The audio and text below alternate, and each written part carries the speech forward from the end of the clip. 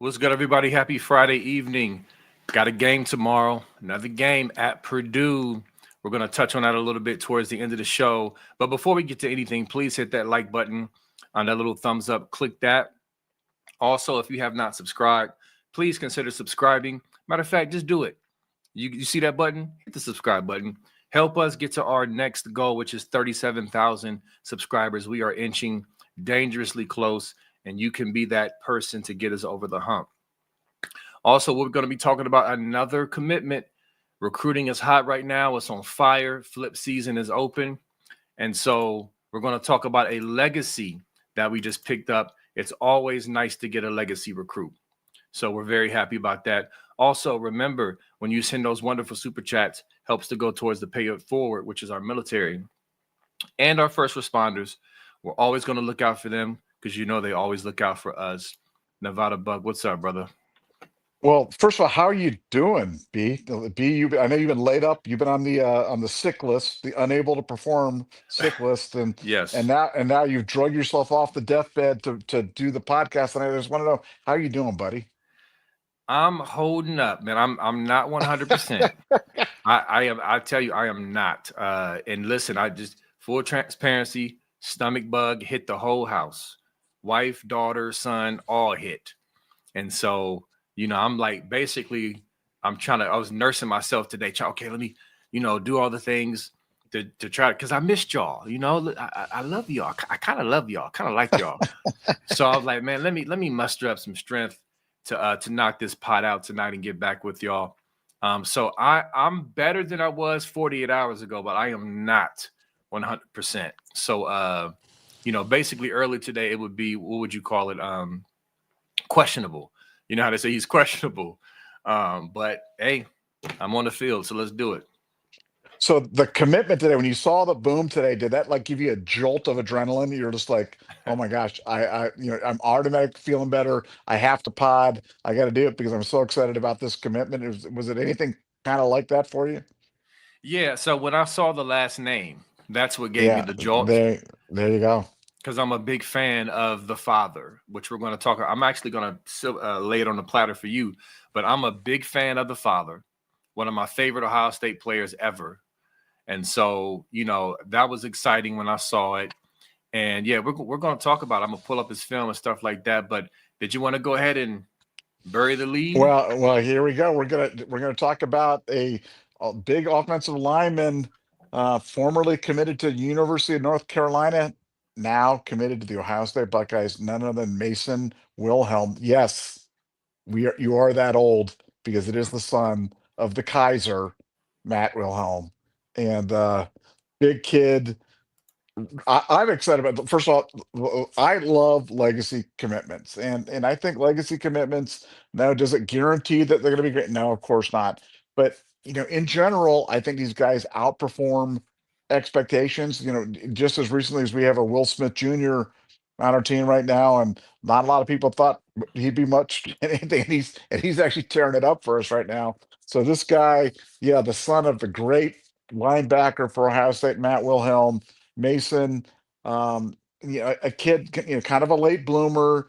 You're talking about a guy that was committed to North Carolina, as you said. Flip seasons in full effect. We're just flipping them left and right, every single day it seems like. But big Ohio lineman coming to the Buckeyes. I love everything about it. I mean, I just love everything about it. I love kids like this. I think these are the best stories. And you got to remember the line position in general is the one that takes the longest to develop. And so you want those guys that really want to be here, that really want to be Buckeyes, that are close to home, that aren't likely to get sad and then transfer or move on or get disenchanted. This is a kid who grew up always dreaming about playing for Ohio State, and the offer came, and he immediately committed to it. And here we go. And yeah, and before we get the inevitable question, like, what does this mean about Kevin Brown, the Penn State commitment? I think it means that Kevin Brown's going to West Virginia. I don't know that. I'm literally just reading tea leaves on it. I have not heard that from my contacts at Ohio State. Last I heard from Ohio State was they were feeling good. But when you see something like this happen, you can't help but kind of draw that conclusion that maybe They went a different direction from Aaron Thomas. Probably not going to land the Kevin Brown, and then they moved to Mason Wilhelm. But I'm excited about it. I've seen this story. I'm old enough to have seen this commitment story time and time and time again. And those big offensive linemen from Ohio, that are underrated, that are doubted, that people aren't have high expectations of, they generally foot towards really high performers and really good. And then when you throw in the fact that his dad was Matt Wilhelm, well, I like everything about this, and I'm super excited about it, and love the commitment, and a great present on a Friday afternoon. For sure. And yeah, with the Kevin Brown stuff, I mean, he loved Ohio State on the visit. I mean, and I'm not saying it's a wrap, but just remember, for those who don't really follow, his dad is a West Virginia legacy. His dad played there. He's very close with Rich Rodriguez, has known him for 30 years. So the dad is pushing. That's what's going on. The dad is pushing. And so you got that pressure there. So we'll see. But either way, Ohio State's, even if it's a guy, even if that's the case, I don't want y'all to think that this kid is not worthy of an offer. Okay? Remember, there's a list. There's guys that you have who are worthy of offers. There might be a guy higher on the list, but just because the guy higher on the list goes elsewhere and you get the one underneath him doesn't mean he's not worthy of an offer. And so they wait. Ohio State, they've been waiting to evaluate senior tape. They've evaluated Mason's tape, and he's worthy of an offer. So just wanted to say that. But yes, Matt Wilhelm, one of my favorite Ohio State linebackers ever, 2002 national champion. I mean, he was back in those days before the explosion of the spread. I mean, he was the perfect Mike linebacker. I mean, just physical, great with triggering, just a tough kid for his size that could run. I love Matt Wilhelm. So anyway, to see his kid come here as a legacy is great. And Nevada, you kind of stole my thunder a little bit. I was going to say, it reminded me of Will Smith. Remember, a lot of people thought Will Smith was a throw-in, like you mentioned. He was not a throw-in. He was evaluated too. He didn't get an offer just because Will Smith was his dad. He earned it. And you're right. A lot of people thought he was just, oh, okay, it was dad. No, he's already contributing. He's already like really good now. And so, just kind of putting that back out there, Nevada. Well, yeah, and I think the point you made is spot on. Should be at the top of everybody's list, and bears repeating. There are only two lists. There are lists for kids with Ohio State offers, and then everybody else. That's it. You know what I'm saying? There's no Yeah. such thing as Plan B, Plan C, Plan D. If you get an Ohio State offer, Ohio State doesn't have to offer anybody, and they have a choice of hundreds and thousands of kids throughout the country. The fact that they choose to offer a kid, that should tell you all that you need to know about them. And this isn't a preferred walk on. This isn't a whatever. This is a full scholarship type of offer to a kid. And, I just don't know how many times you have to see this play out before you realize that's what this is all about. So, yeah, I don't want to hear anything about the plan B or low hanging fruit. Ohio State doesn't need to reach. They've got a full offensive line room right now of dudes. So Right. they didn't need to, if they didn't feel like this guy was worth it, they don't need to offer him now. They could wait. They could bank it. They could pick a kid from other. They chose to offer him. That's how excited they are. And I'm telling you, he's excited to be a Buckeye. And that's what you want, man. When you want a room of a bunch of kids that are really excited to be there, and that are there for the right reasons, and that really care about the program and are really excited to play in the horseshoe. And that's the kids I want. That's the kids I'll go to war with. And Mason Wilhelm is definitely one of those kids. Yep. And again, if we're ever going to go with a lower ranked guy from Ohio, give me the lineman all day, every day. And like you said, Nevada, how many times does it have to be proven out that in-state O linemen are just, the hit rate is just going to be higher? And so if he has even an ounce of the toughness his pops had, I'm very excited about this kid. I mean, he looks good. He's had a good program at St. Ed's. I mean, I love it. I absolutely love it. And so, like, to me, it's just like we just can't miss anyway with our development, our culture. And I just love that it's flip season. It's flip season.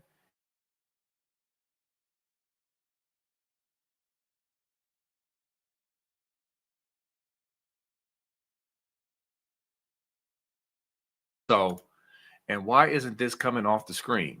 Are we going to Ryan Day on the screen the whole time? Ryan, it is flip season, Hold and Ryan on. Day he's the chef. He's cooking. Off the screen.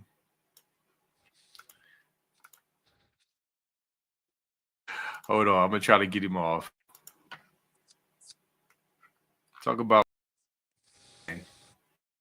Boom. All right, Ryan Day, we get it. You want camera time, bro, but Jesus, like, what are you doing? Anyway, but yes. So it continues. What has it been? Has it been what?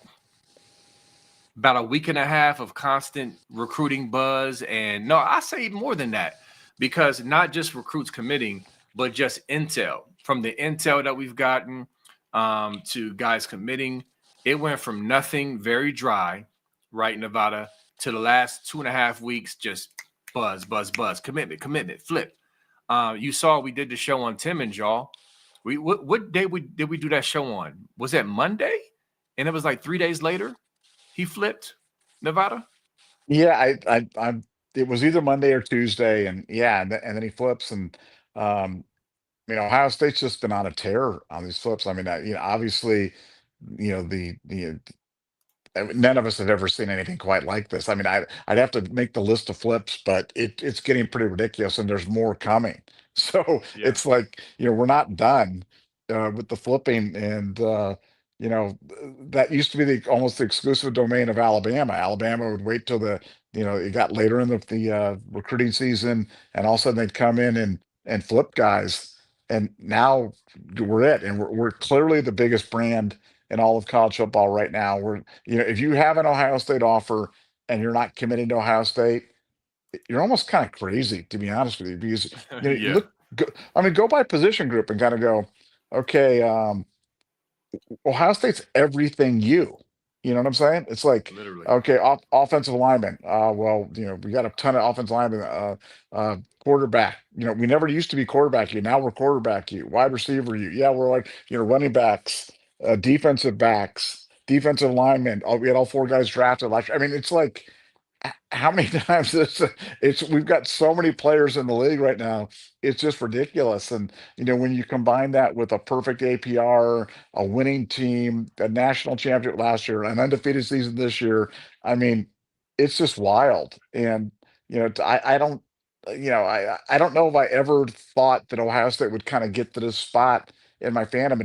It's never been better. The position of Ohio State in the college football world has never been better in my lifetime than it is right now. Maybe it was back in the 50s, or whatever it is, before I was born, but in my lifetime, this is as good as it gets. And and it's not slowing down anytime soon. It's not stopping. I've said many times, I think 2026 our team's going to be better than they were in 2025. So as good Mm. as it's going right now, man, we've got a lot to look forward to. And you keep getting recruits like this, you keep adding things like this, um, things are good. And now, like I said, we've got a game tomorrow. Here's a quick quiz for you, B Moses. What time is the game tomorrow, B Moses? 1 p.m. Eastern, 12 noon Central, right? Yeah, 1 p.m. Eastern, exactly. That's a Weird. trick. It's a tricky one. It's a tricky one. So if you're showing up there at 12 Eastern and you're all lined up there, you got the snacks all lined out there, and the kids in the jersey and everything like that. You flip on the TV and the TV's not on. It's like the Buckeyes aren't playing, and then all the Moses fans can be all sad. But no, Yeah. it's 1 p.m. 1 p.m. Eastern time. It's on Fox Sports. So I guess we have our Fox Sports One, or I whatever. thought it was Big Ten Network. No?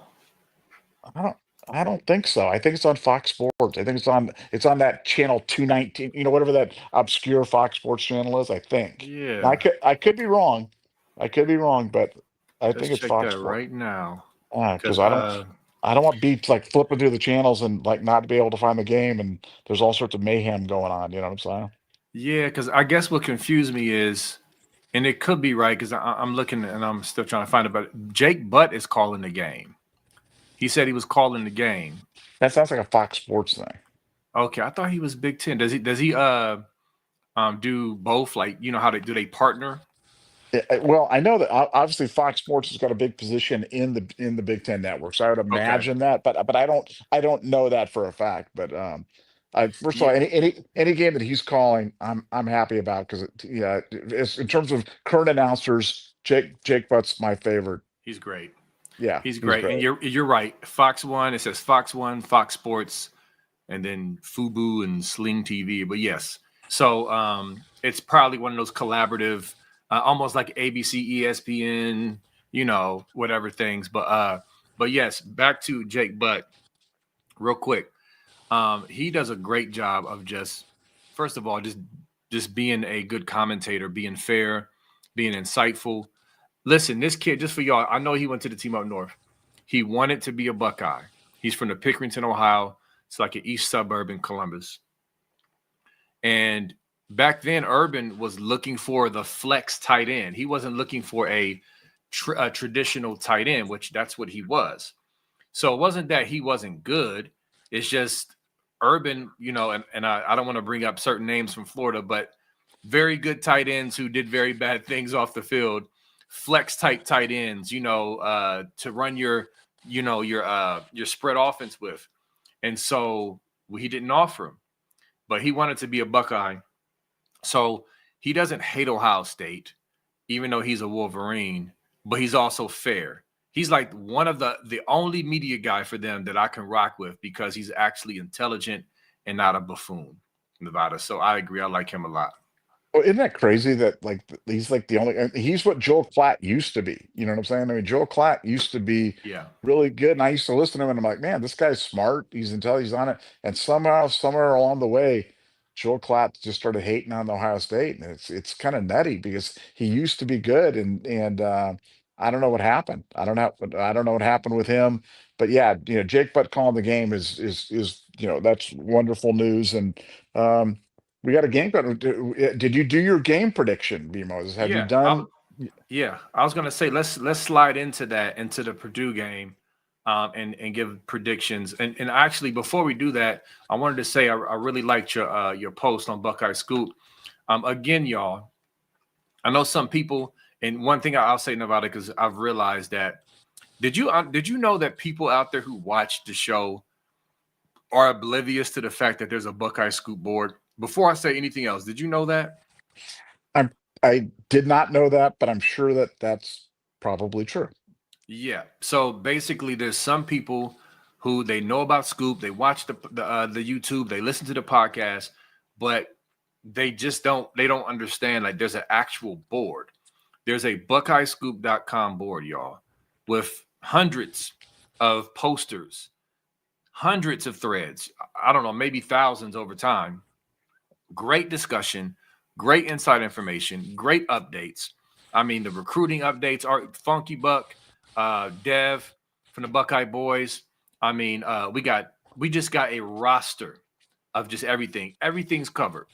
Recruiting, inside information, intel, what's going on in the WAC, all that stuff. I'm just saying that to say, if you have not joined Buckeye Scoop, consider getting a subscription because, like Nevada always says, yes, we're on here on the YouTube, but we're also on there, like literally all day, every day, chatting, talking, yucking it up, talking ball, talking whatever. So it's a really, really good. I've been on a lot of boards my entire life, and this is the best run board, like the best. Some boards that people have been on Nevada are just a mess. It's just overrun by trolls and mess and foolishness.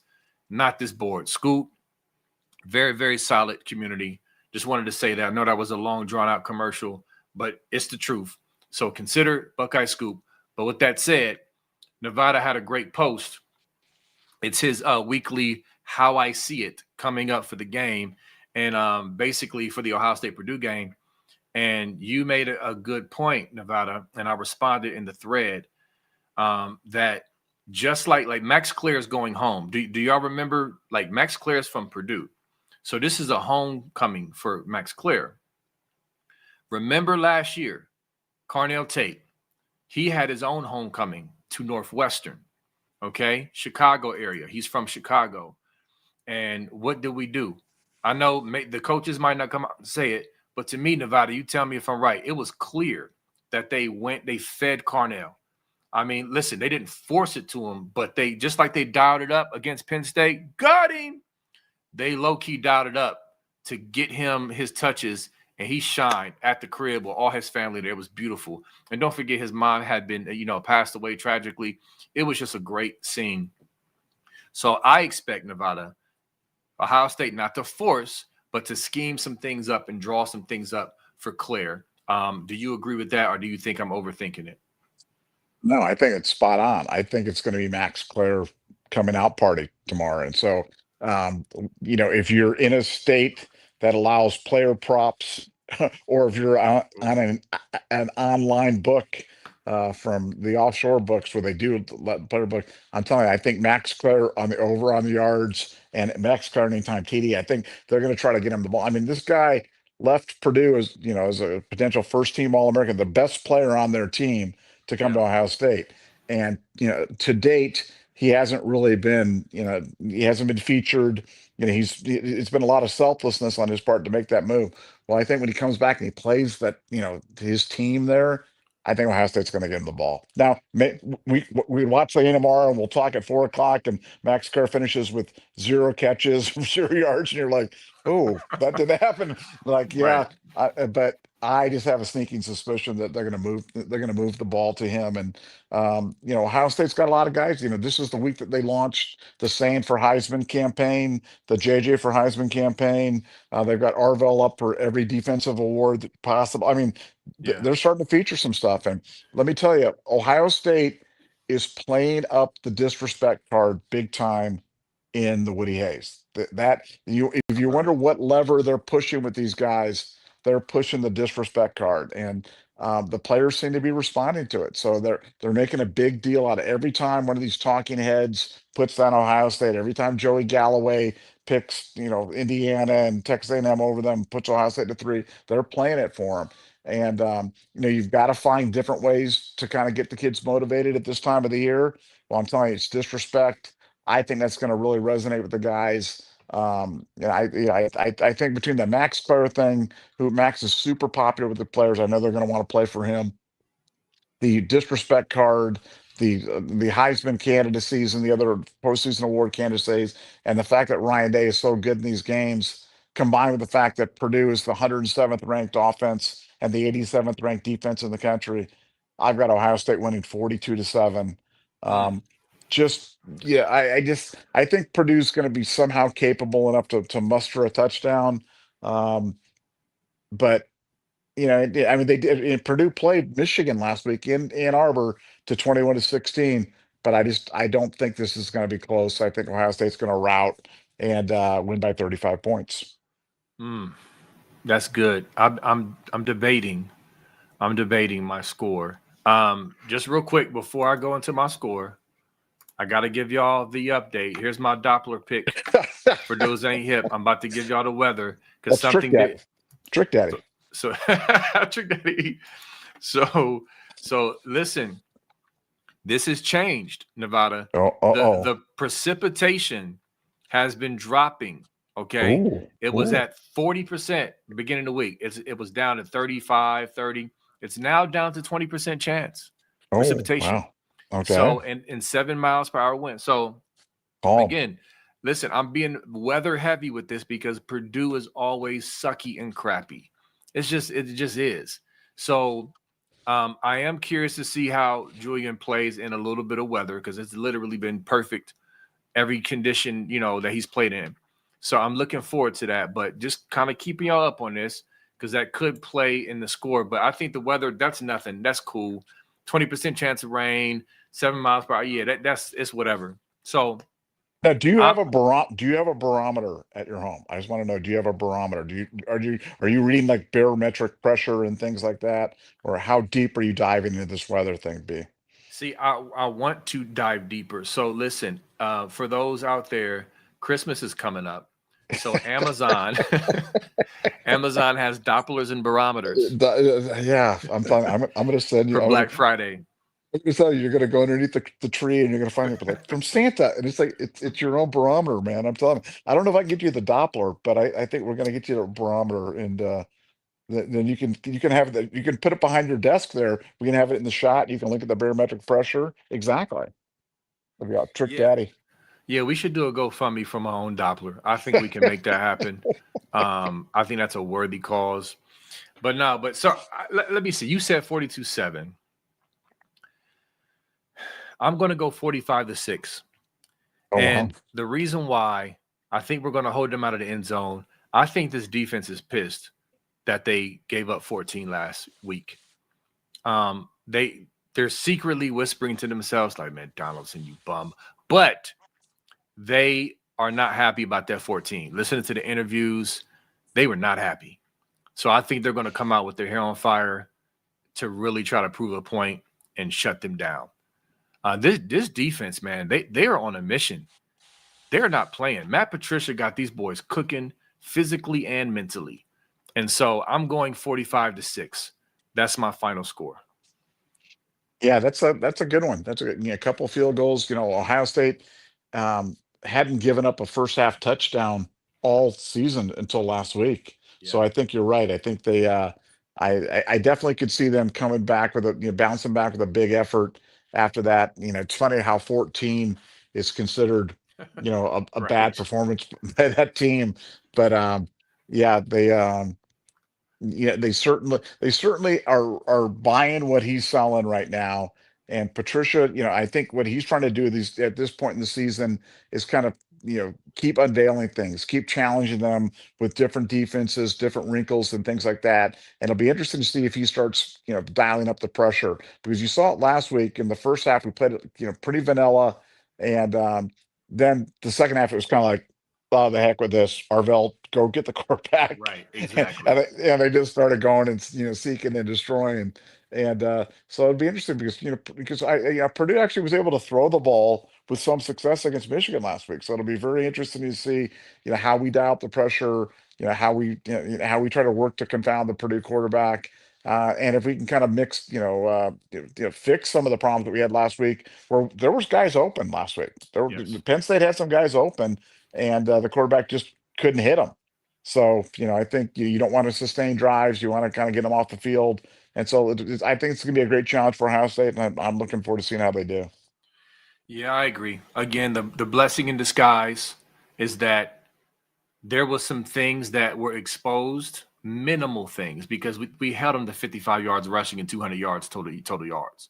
So we're not acting like, oh my God, we were exposed and our defense is a fraud. No, defense is legit, best in the country. To me, I'm glad I got my coach's hat on.